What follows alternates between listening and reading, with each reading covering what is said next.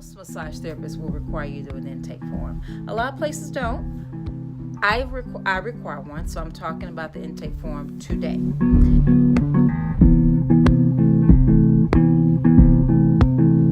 It talks a little bit about your medical history. You're supposed to include some things on there that you are well aware of, medications that you're taking, if it's your first massage, and so forth. Just some general information about, your physical health. At the end of my intake form is a statement, and I'll read that statement for you. It says, I, and you print your name, understand that the massage I receive is provided for the basic purpose of relaxation and relief of muscular tension. If I experience any pain or discomfort during the session, I will immediately inform the therapist so that the pressure and or strokes may be adjusted to my level of comfort. I further understand that massage should not be construed as a substitute for medical examination, diagnosis, or treatment, and that I should see a physician, chiropractor, or other qualified medical specialist for any mental or physical ailment that I am aware of.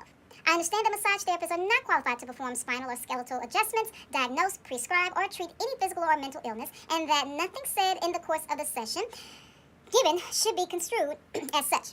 Because massage should not be performed under certain medical conditions, I affirm that I have stated all my known medical conditions and answered all questions honestly. I agree to keep the therapist updated as to any changes in my medical profile and understand that there shall be no liability on the therapist's part should I fail to do so.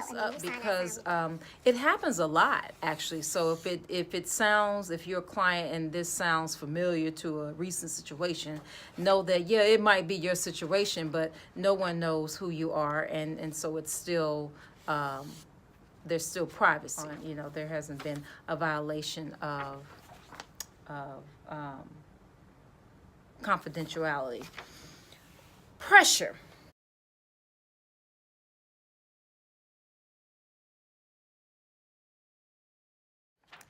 I want to specifically talk about that. Pressure. Like anything, we're dealing with muscles, okay? Let's not overcomplicate this.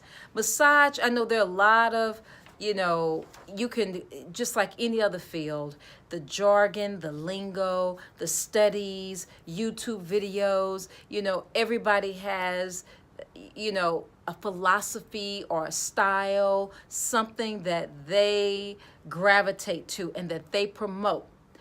But let's just keep things simple. We're dealing with muscles. If you work out and you haven't worked out in a long time, your muscles are going to be sore, right? Common sense, okay? Or you overwork the muscles, your muscles are going to be sore. There may be some discomfort.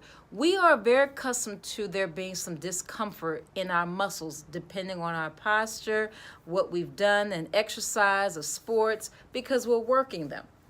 Massage is really the same thing. So if you are sore after a massage, it's okay. Okay, there's no alarm. There's no reason to be, feeling as if your therapist has done something wrong. It's normal. Now, of course, there are therapists, and I have heard this, who will say, "Oh, you shouldn't be sore after a massage," or "You shouldn't be bruised." Everybody is different.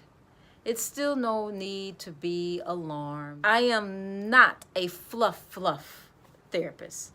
If you're looking for fluff, Sandra Roberts LMT LLC is really not the best fit for you, because even my light tends to be a little deep because I'm heavy-handed. That's not to say I can't give a relaxing Swedish massage. I'm only saying that my Swedish might be a moderate, heavy-handed Swedish. So if you are looking for a feathered, slow, lightly rubbed, or this is not the spot for you. And that, again, is what I love about massage. There's somebody out there for everybody. You just have to find your fit. And because I have been doing this now since 2010, I feel pretty confident in what I offer as a therapist. Of course, I'm still learning. There's lots of things I'm learning. But in terms of my touch, I'm only talking about my touch. I have massaged enough bodies to know what my touch is and which client best fits my touch. I think that's important to know. There are several modalities, there's several certifications you can get as a therapist, but knowing your touch is what's important. And it's not always the number of years you've been practicing. I want to say that again, too, because therapists, again, there will be some, people feel like, oh, I've been doing this number of years, this number of years. It's how many bodies you've touched. You could have been massaging or had your license for 20 years, but you've worked on very few bodies. Count the bodies. Know the bodies. Those who work on a lot of bodies, like I always talk about my love for Massage Envy, and there are other franchises, there are plenty out there, but I can only speak to Massage Envy. What I do love, or did love about working with Massage Envy, is that as a new therapist, you get to work on lots of bodies. And you have people who have a membership there, so you get to study. It's like you have your own track, what works and what doesn't work, and you can tweak this and change this. You can actually use each of your clients as a study case, and that in itself is a top-notch education. So now I go back to my touch and this intake form. It says in the intake form to inform a therapist if pressure is too deep, okay? Or if it needs to be modified in any sort of way. And I do understand that sometimes that's very uncomfortable for someone to do, to express for whatever reason. Oftentimes, sometimes there are various reasons, but I know one can be ego. The ego thing gets me, and this is what I mean by ego. You tell a person, especially if they see your size as a therapist, they assume, and I don't know why, because people already know, you can see, like I know people who always say, oh, I went to this little Asian woman, she was that big, but oh my gosh, she really worked. Well, okay, so obviously size doesn't matter in your therapist in terms of their touch and in terms of, their pressure. So if you go in and tell a person, look, make sure you let me know if I need to adjust the pressure. I tend to be a little heavy-handed. I disclose that right off, because if it's a new client, they don't know your touch, they're not familiar with your touch, and you can try to adjust it to fit, as best you can and honor what they've asked you for. But if you say, oh, go as deep as you, oh, I won't feel it, oh, I'm going to go to sleep, so I'm sure I'm going to sleep during the session, or, people say various things to sort of say, well, I'm not going to feel this, so don't worry, just go as deep as you like, like it's a competition. Or, they say they want deep work, or they know they have a lot of tension and they need the deep work, but they don't think that you're going to be able to go as deep as they need you to go, so they don't say anything because they've already said at the beginning of the session, oh, go as deep as you like. Oh, I get deep tissue all the time. Oh, my last therapist was so deep. Every deep is different. And I know even among therapists, there can be a competition about whose deep is deep.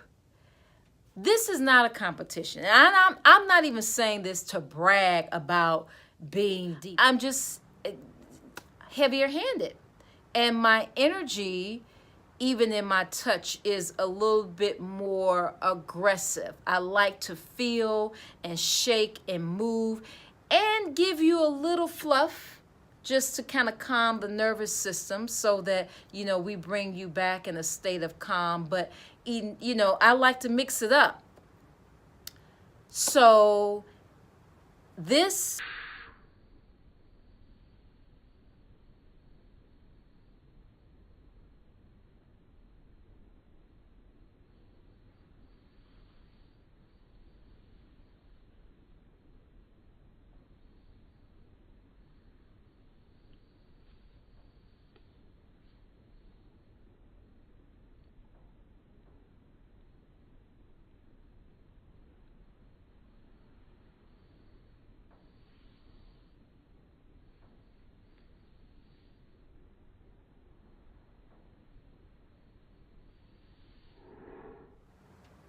Sorry, can't do it.